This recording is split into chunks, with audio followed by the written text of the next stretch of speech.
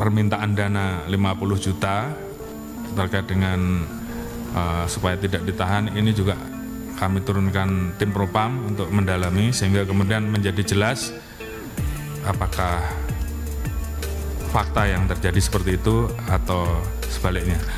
Kapolri Jenderal Polisi Listio Sigit Prabowo turun tangan memberikan perhatian terhadap kasus guru honorer Supriyani di Konawe Selatan, Sulawesi Tenggara. Jenderal Listio telah menurunkan Divisi Profesi dan Pengamanan Polri atau Propam untuk mengusut isu permintaan uang damai hingga 50 juta rupiah di kasus Supriyani. Hal ini mencuat setelah adanya laporan, Supriyani dituduh menganiaya seorang murid SD kelas 1 di Kecamatan Baito.